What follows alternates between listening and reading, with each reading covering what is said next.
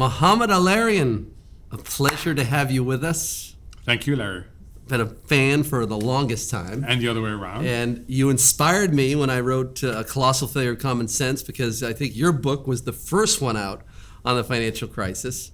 Definitely you were more proactive than most authors that try to write the books after the fact. And a job well done there. Thank you. But most inspiring has been your life. I mean, how do you make it from the highest levels of academics to the buy side? I mean, that transition is just fascinating, because as we see with the Fed and a lot of these economists around the world, a lot of them get stuck in academia. So the big secret is none of this was planned. Okay. None of it was planned. I was doing my PhD in England, and I was going to be an academic. And then my father passed away suddenly. My mother had never worked. My sister was 7 years old. So the issue became, who pays a PhD economist? And at the time, there were only really two organizations that did, the IMF and the World Bank. So I ended up at the IMF in Washington, D.C. for 15 years. Had the time of my life. It was incredible exposure to policymaking. I was turning 40. I had never tried the private sector. I thought I better try it now before my human capital disappears completely. And the IMF had this wonderful program where you could leave for 2 years and come back at the same level. So basically, risk-free move.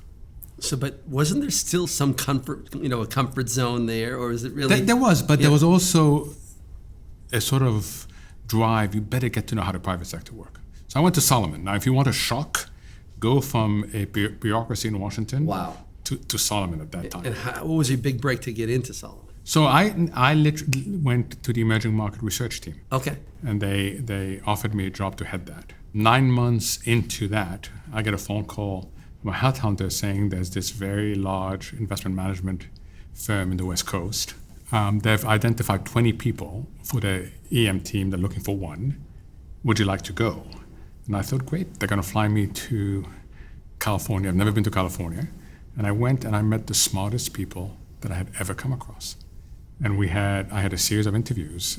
And I remember being told, we're going to hire you for the portfolio management team. And I said, but I've never traded a bond in my life. And they said, we can teach you that. That's not why we're hiring you. So they helped the transition. So it went from academia, policy, the sell side, to the buy side. But none of it was planned. It was all a series of good fortune all along. So you make the move from academia to the buy side, which is the asset management side. Now you're at the highest level of asset management. And the difference in terms of your daily routine, the inspiration, did you find it was a little bit tougher bar each day to hang with that crowd in terms of daily inspiration and I guess achieving alpha? Yeah, I mean, a lot tougher, and for two reasons. One is at PIMCO, the people that were in the room were the smartest people I had ever met. In fact, I've ever met so far. I haven't met a group of smarter people and more driven people than PIMCO. So you're in a completely different environment. And the second is that you're judged every single day by the markets. And if it's not going your way, which, as you know, happens, you've got to figure out why. Is it a question of time? Did I get something wrong? So you can't just rest. Every single day you're being questioned. And even if it is going in your way, you have to think, well, has it gone as far as it will go? So it was quite a shock to the system, but something that I really enjoyed. And I was very lucky to be at PIMCO. When I was at Lehman, one of the most impressive investors that I've ever met and worked with was Mike Gelban, who now runs Exodus Point. And Mike used to come by the desk and he used to say, he'd look at your position, he'd stare you in the face and say, are you long because you like it? Or do you like it because you're long? And how do you look at risk? And it's amazing how many people end up in the second bucket. Yes. Right? And we always used to say, if we didn't have to trade on, would we put it on now? And we try to question that. I tell you, I've had lots of major events that have changed my life.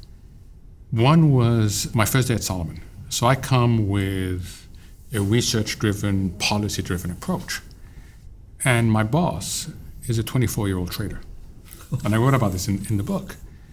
And he tells me, look, I want you to understand there are days when I'll listen to you. And the other days, if you come anywhere near me, I'll shoot you. And the difference is that sometimes the market trades on fundamentals, sometimes it trades on technicals. And I don't want to see your face when the market trades on technicals. And that for me was a sort of early indication that I better figure out what those technicals are. Otherwise, I'm going to be relevant for just part of the time. So it was a really important way of understanding a broader point, which is while we like to specialize in one of four circles, either the academic side of it, or the policy side of it, or the market side of it, or the political side of it, that's not what the world solves. The world solves at the intersection of all four. And you've got to realize that most people specialize in one of the four or two of the four. But if you are going to serve your clients, you better understand how they intersect. So now we're looking at the world today in different markets, and I'm thinking about your book, and I'm thinking about Canada, because you have a highly leveraged consumer income relative to debt levels. You have housing sales, which are falling at a very, they say about real estate, sales lead prices. So if you have very steep declines in sales, typically a year from now, you'll have problems on the pricing side. And then you have a central banker, Mr. Poulos, that has been, the last year and a half, aggressively hiking into a leveraged consumer. How do you look at Canada relative to the U.S. now, and do you think there's a 2007 brewing in Canada? So I don't think there's a 2007 brewing in Canada, because 2007 was a crisis of the payments and settlement system. And I don't think that's going to happen. I think central bankers have understood that they can't take risks with the payments and settlement system. And that means the banking system. So It's not a 2007 situation. But they in Canada, and I can cite you other countries, face conflicting signals and insufficient policy tools.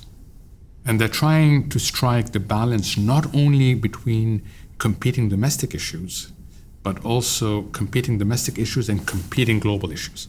It's easy for the Fed. The Fed is the most important central bank, the most powerful central bank. It is operating in the biggest economy in the world, which is relatively close. So the Fed can say, I will just focus on the domestic economy. Then it has to figure out what to do. For the rest of the world, and especially for the open economies, Canada, Australia, the UK, you have to strike that balance, and it's a very tricky balance to strike. I read your tweets. Thank you. Almost every day, and I like the way you balance your personal tweets with the business. And I'm thinking about when you watch someone's tweets over the course of, say, 2-3 years, I can see some moments in your tweets when there's higher conviction. And I remember toward October, the Fed in October, November, the Fed was talking up, a very aggressive rate hike cycle.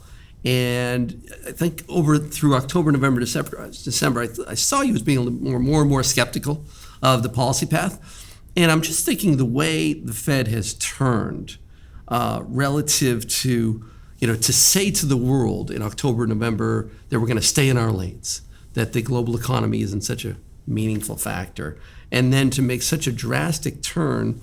Number one, what's really happening behind the scenes? Did they see something on that famous, December 24th, 25th weekend that, maybe in the repo market that was heading not at 2008, but were we in a situation where they had to make a drastic move? Or it just seems like the move was such an embarrassment to the Fed that something behind the scenes was more powerful than meets the eye. Yeah, I think to understand that episode, and it is a really important episode because it was a dramatic U-turn that happened in 3 months without a major shock to the economy. If you look how much they swung, you have to go back a little bit earlier. You have to go back in the beginning of the year. The Fed, like a lot of other analysts and central banks, bought into the notion of a synchronized pickup in global growth. Why? Because every major economic jurisdiction was accelerating in terms of growth. What they didn't realize, and I had argued at the time, is that this was just a coincidence. There were different things happening in different places, but there was nothing synchronized about them. And the feedback mechanisms wouldn't work. And in particular, what was driving Europe, what was driving China, was short in duration. So the Fed was thinking, this is great. We have the tailwind of the global economy. We have the US economy doing great with the business sector responding to deregulation, with the household sector responding to tax cuts, with the labor market strong. We can normalize, and not only can we normalize, but we can maintain the notion of automatic pilot on the balance sheet. Towards the middle of the year, it became clear the Fed had started to guide towards 4 hikes, which I thought was excessive. I kept on saying 3 and wait. Towards the middle of the year, it was clear to markets that this synchronized pickup in global growth was having problems. Markets started to get a little nervous, but the Fed continued on the same path. And this Fed in particular has, I think, issues understanding market technicals. So we enter the fourth quarter where the markets start getting really negative numbers from the rest of the world, not the US, the rest of the world. Markets get nervous, Fed continues. And continues delivering, guiding and delivering on 4 hikes in December and repeating when autopilot. Now, it doesn't take long for the markets to realize that the Fed is over-tightening on rates and is foregoing major policy flexibility on the balance sheet. So what happens? We start getting market disruptions. I think somewhere in November, December, they realized that there was a chance of bad market technicals contaminating the economy. And then the question is, how do you do a U-turn? And I think the biggest mistake that was done is that not that they delivered the 4th rate hike, but they continued to stress autopilot. And the market punished them. Yeah. And I think there's 2 consequences of this. One is a recognition that the Fed needs to understand market technicals better. But 2, which is problematic for the Fed, this market has been emboldened. This market now believes there's a Powell put, just like there was a Yellen put, just like there was a Bernanke put. That feeling wasn't there a year ago. And I think that that's going to prove problematic for the Fed going forward. If you look at the Fed last year and then through the fall, not just the balance sheet, but the dollar. So when I was younger, the US was like 30-40% of global GDP. Now there's 18 trillion of GDP inside the United States and 62 outside. 18 trillion inside, 62 outside. Granted, I'm not an academic. I'm more of a trading background. But I look at it like these academics in the Fed are very poor risk managers, and you can trade against them because when they try to talk up an aggressive policy path, you get a strengthening dollar, and there's so much debt that's tied to the dollar globally. There's about 13, 14 trillion of new dollar-denominated debt globally. So the question is, we've had 2 moments here since 2015 where the Fed has really lost control of the policy path, partially because of the dollar and partially because of their balance sheet plans. Isn't there an invisible cap on the dollar at that 97.8 level? Because if they talk up, if say they talk, like let's say we strengthen in the middle of this year and they start talking rates up again, the dollar rips, they're still doing quantitative tightening to some extent. Then all of a sudden, once again, we have a liquidity problem in emerging markets. That's 62 trillion of GDP outside the United States starts to weaken dramatically. And once again, that vetoes the Fed policy path. Right. So we're going to test, I think, that cap. I really do. I think we're going to test it. And in terms of what's problematic, I think it's about 3 things, starting from the least problematic. The least problematic is that a strong dollar is bad for growth in the US. The US is simply not that open. So that's not an issue. More problematic is that it's bad for the S&P because the US companies, as you know, earn revenues from the rest of the world that's much bigger than what the US trades, what trade is as part of the domestic economy. But the third element, you're absolutely right. When the dollar appreciates sharply, it breaks something else. And the reason why it breaks something else is what's called the original sin. which is that countries have tended to borrow in dollars because that's where the most liquid markets are, but don't produce enough dollars on their own, so they have a fundamental currency mismatch. And when the dollar weakens, it's in your favor. When the dollar strengthens, it's against you. Now, a lot of countries have understood that, but the original sin migrated to companies. So the big risk is you end up breaking something else, and then it feeds back onto the US economy. I think we're going to test that. I think that, we've had now so far 4 quarters of dollar strength, ending in March of 2019. We haven't had that for a decade. It wouldn't surprise me if the DXY is around 97 now, if we continue upwards. And so I suspect we're going to test that hypothesis again. Okay, so that sets up a potential risk off for the third, fourth quarter. And I think that people have to realize that the first quarter should not be extrapolated for the rest of the year. The first quarter had 2 things going for it. An awful fourth quarter, where the market technicals had really shifted completely.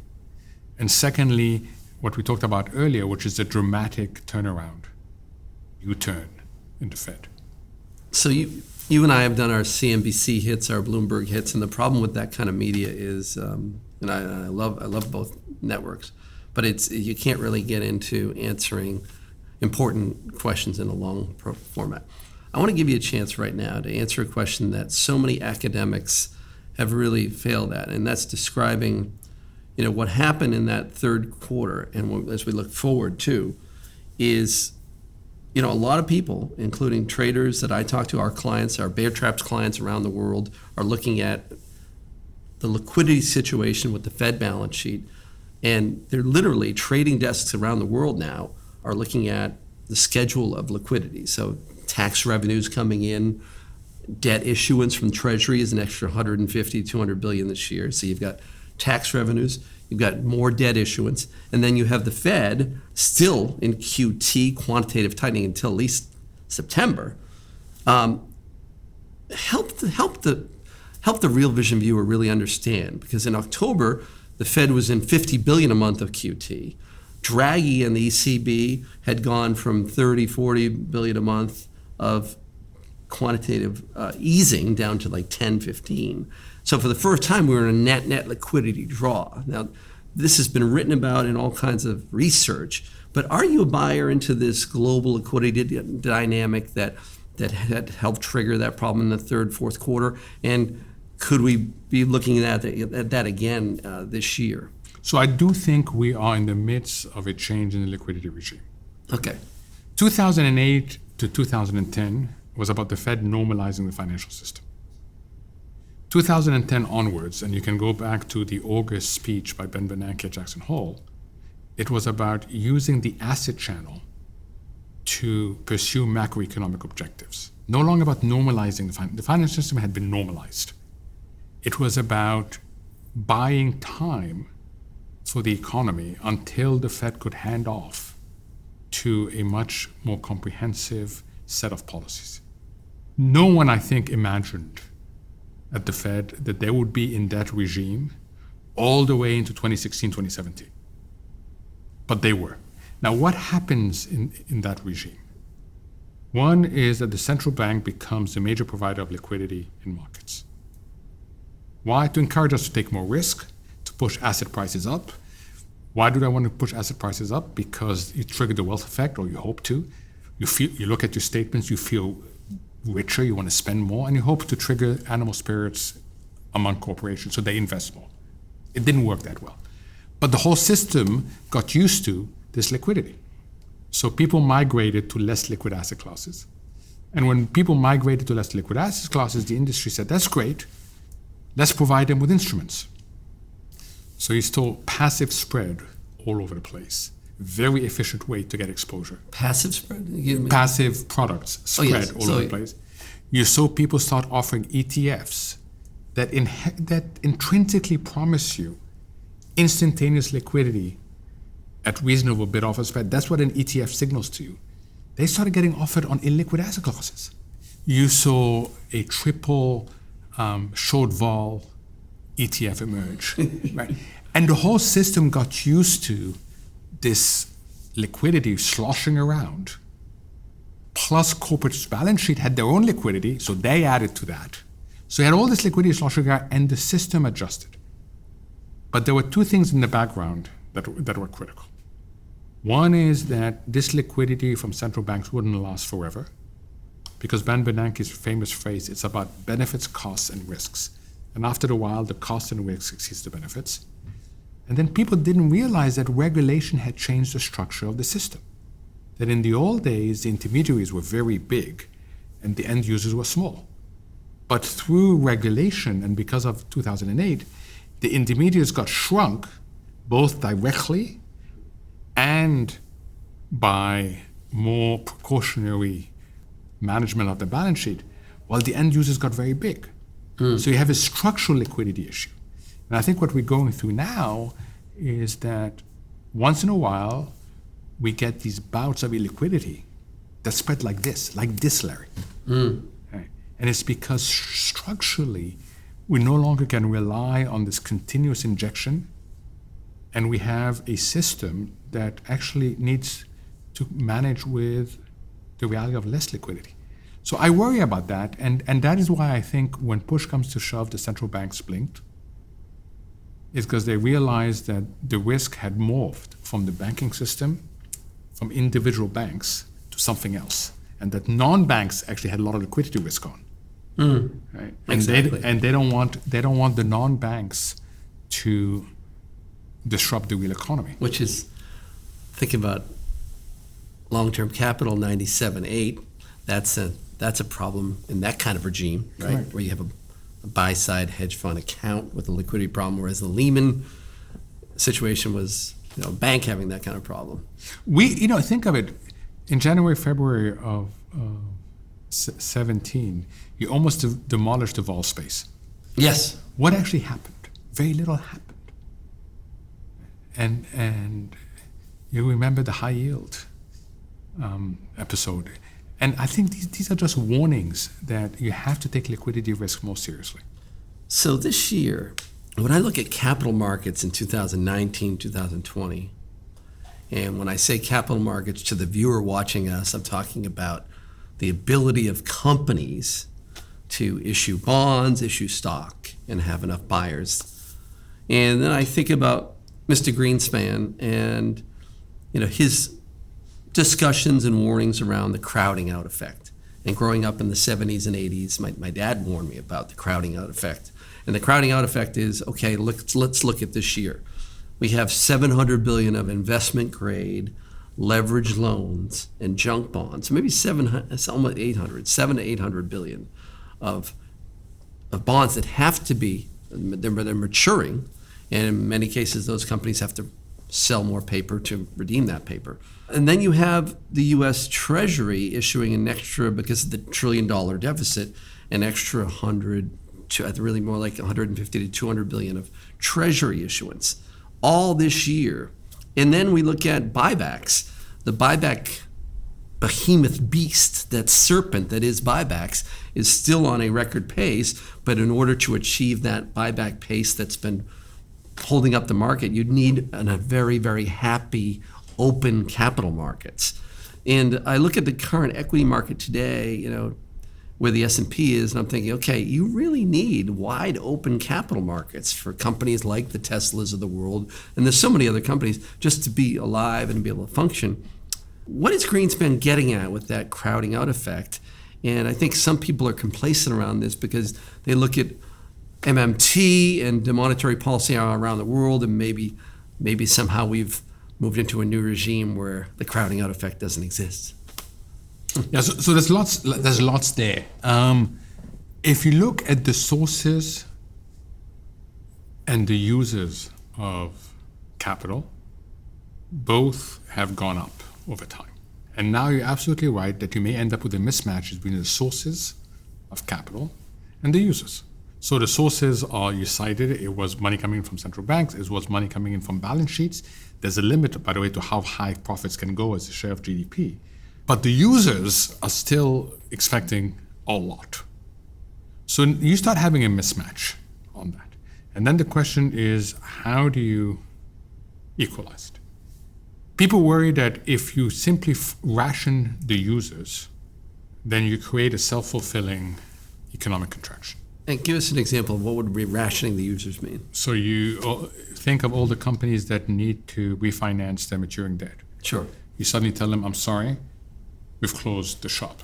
The betting window is closed. The window is closed. What are they going to do?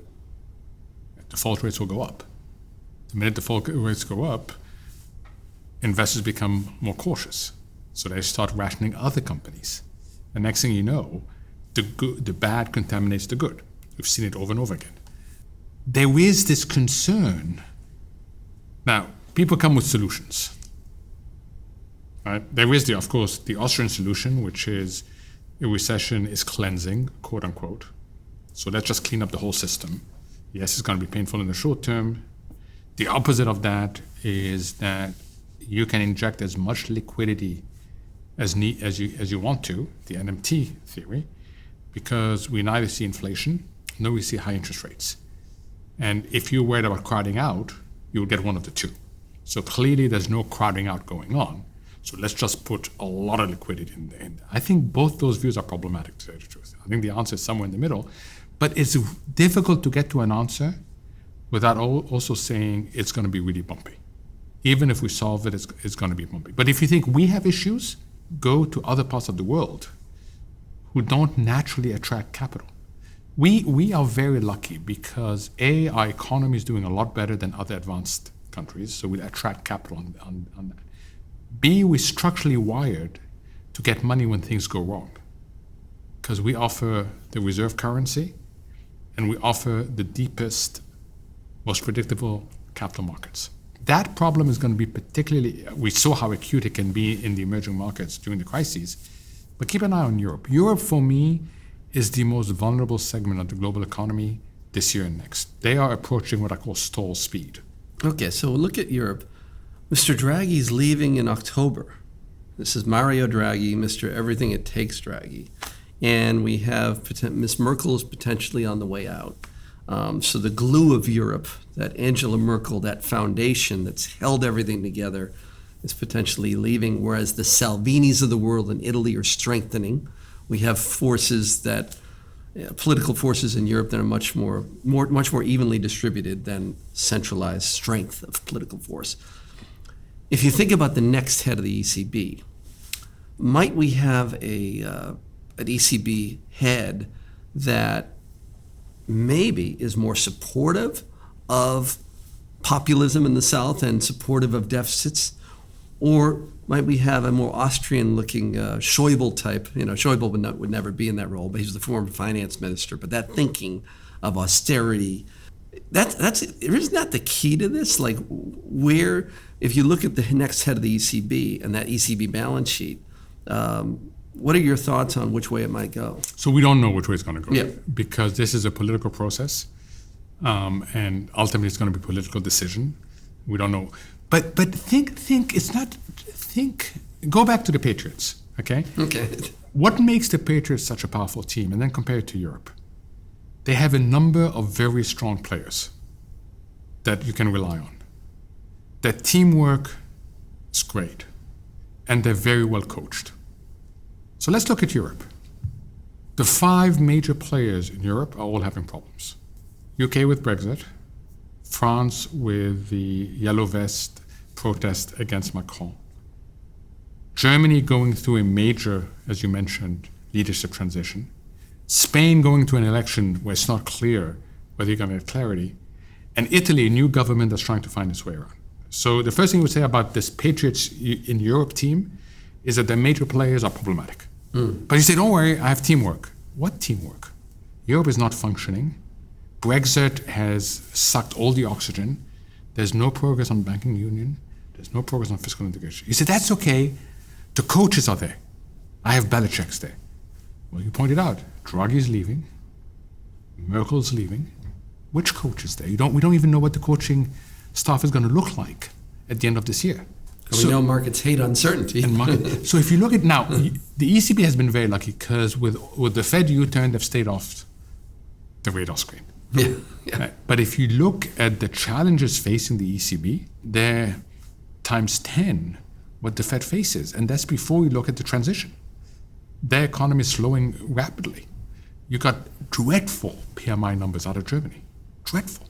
And Germany's beta is so high to emerging markets and to China. In other words, because they're such a large exporter.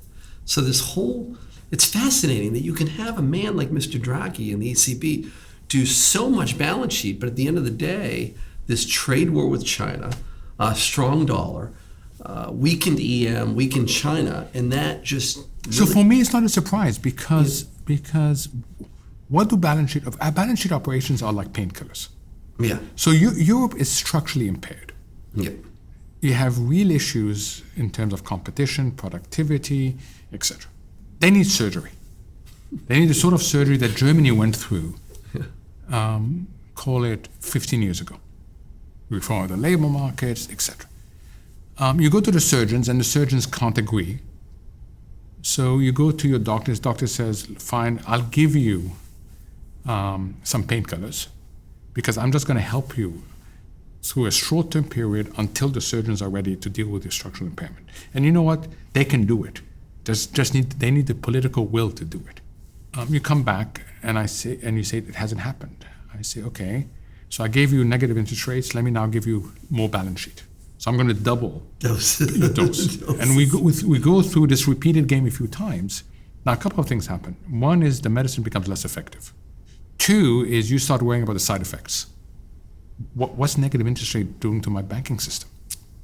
What's it doing to my ability to provide long-term financial protection products, retirement, insurance? So on that, the recent public comments by central bankers in Europe are starting to question negative interest rates. Correct. Is this a real shift? So I think it is. I think that they've gotten to realize what I call the Bernanke equation. Benefits, costs, risks. And you risk undermining, and that's why people say, ironically, instead of encouraging people to spend more, you encourage them to save more because they can no longer rely on pooled vehicles for long-term savings. And I think that's the realization is the medicine is less effective. It has side effects. Now, the good news is that the surgeons just need to get their act together because we know what the surgery looks like. We just need them to be able to be willing and able to intervene. And they're able, but not willing as yet. So if you think of the Plaza Accord, I look at the Plaza Accord, 1985, September, and you look at James Baker, the Treasury Secretary of the United States. You look at the Reagan administration, just came off 2 election wins. And you had a U.S. dollar that had ripped from the 90s up to 160. You had the Deutschmark in Germany, the lira in Italy, currencies in Italy's literally in flames around the world, not in Europe, and not just Italy. That you really needed surgery. And you had emerging market crisis. Emerging market crisis. Okay, because of the original sin. Yeah, I look at, there really is only one way out of this. In other words, China's currency and the dollar, and we get back to the dollar, but I want to relate it to EM, and I want to relate to this, I think one of the most biggest news stories of this month is China becoming part of the Barclays Credit Ag, the old Lehman Ag, the Bloomberg Barclays Credit Ag. And you're talking about... I still call it Lehman Ag. Yeah, me too. And it's a $54 trillion index of global bonds, corporates and sovereigns. Have I described that correctly? 54 trillion. And they became part of the MSCI index as well. Now this is a great point you just made because so right now China in terms of the Barclays, Bloomberg, Lehman Credit Ag is only 250 billion of that 54 trillion. 250 billion of the 54 trillion, and they're supposed to come up in the next couple of years because they just entered. This is breaking news.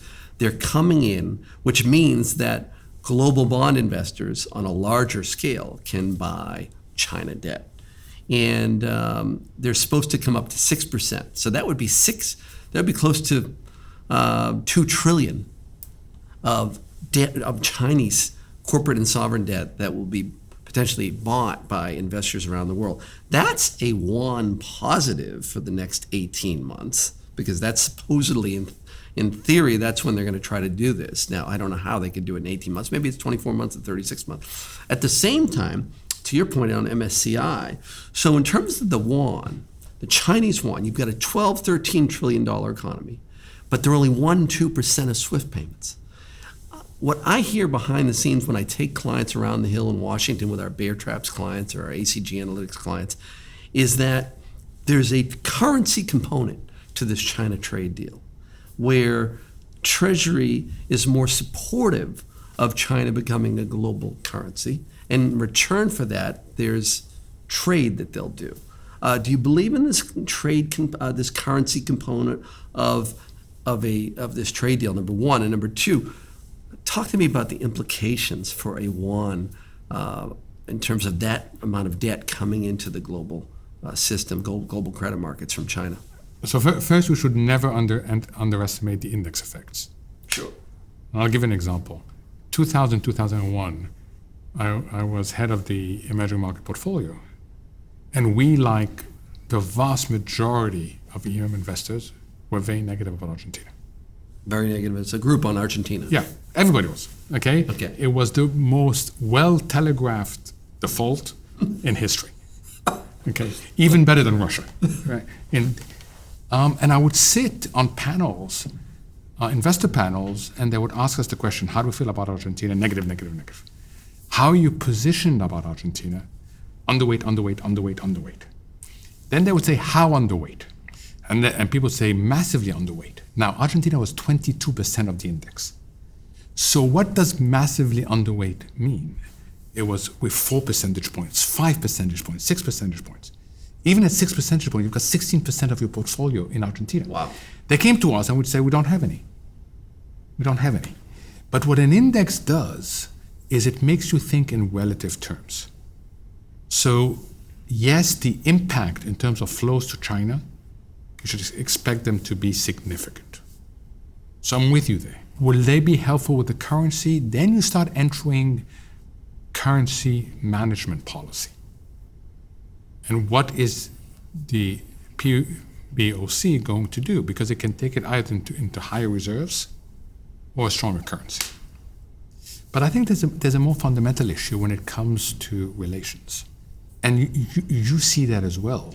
The debate in Washington is no longer just about trade and currency policy. The debate has become about national security. And there's now concern, and that's why technology plays such a big role.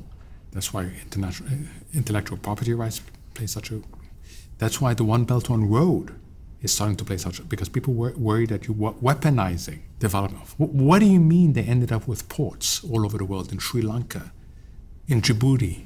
How did they get those ports? Right? So I feel the debate in DC about China is getting multifaceted in a way that is hard to predict where it's going to end up. In the old days, it was about currency and trade. Now you have an overlay of national security.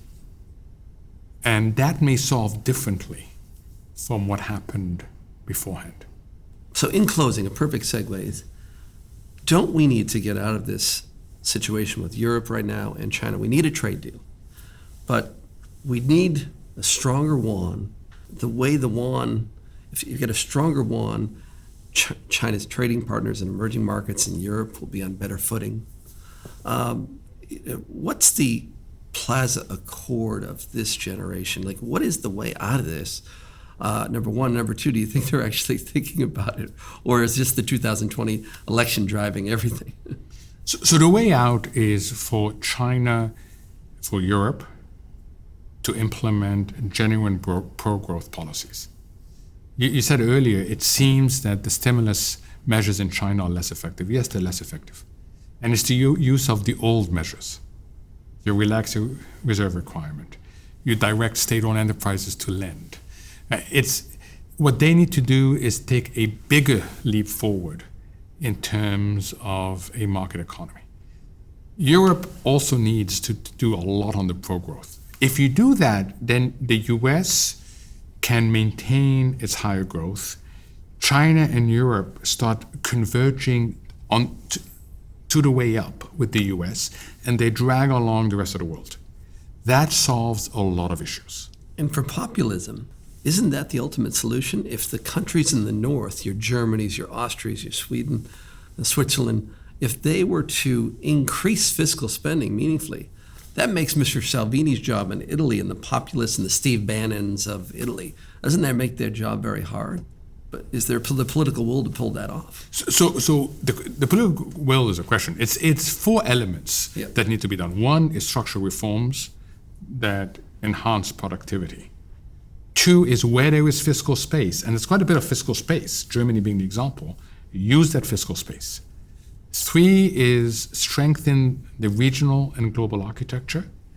And four, most difficult, is acknowledge that while debt reduction is not a first best or a second best or a third best, for countries like Greece, for US student loans, it's much better than the alternatives. Now, you need political will for all these four steps. And the question ultimately is not can the engineers design a solution? I think we should be pretty confident that you can design a solution. The real question is, can you implement it politically? And the message you're getting over and over again is that the political process is not ready for that. And be careful from the lesson of Brexit. The lesson of Brexit, the saga that has continued for almost 3 years now, it's much easier to dismantle something than to build something. So if you're going to start dismantling, be ready to go through a period where there's going to be a lot more uncertainty. Mohamed El-Erian, pleasure to have you with us. Thank you so much, Larry. Thank you. I really appreciate it.